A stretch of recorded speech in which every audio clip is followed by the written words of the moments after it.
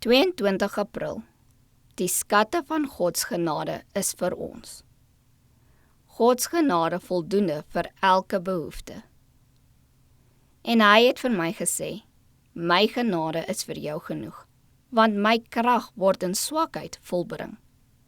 Baie liewer sal ek dus in my swakhede roem, sodat die krag van Christus in my kan woon. 2 Korintiërs 12 vers 9.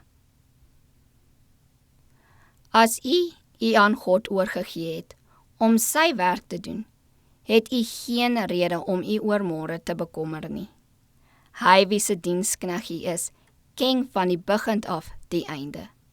Wat môre vir u voorlê en wat nou vir u verborge is, lê oop en bloot voor die oë van die Almagtige. As ons die dinge waarmee ons te doen het, in ons hande neem en op ons eie wysheid staat maak om sukses, neem ons 'n las op ons wat God nie op ons gelê het nie, en probeer ons om dit sonder sy hulp te dra. Ons neem op onsself die verantwoordelikheid wat aan God behoort en stel ons in werklikheid in sy plek. Dan kan ons tereg onrustig wees en vrees vir onheil en skade, want dit sal ons gewis oorkom. Maar as ons werklik glo dat God ons liefhet en die goeie vir ons beoog, sal ons nie langer oor die toekoms bekommer nie.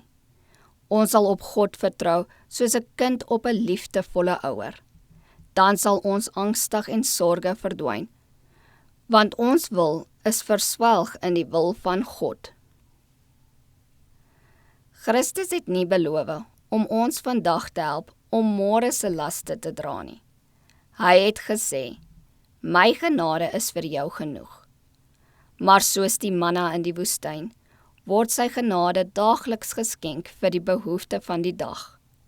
Soos die menigte van Israel op hulle pelgrimstog, kan ons oggend vir oggend genoeg hemelse brood vir die dag se behoefte vind.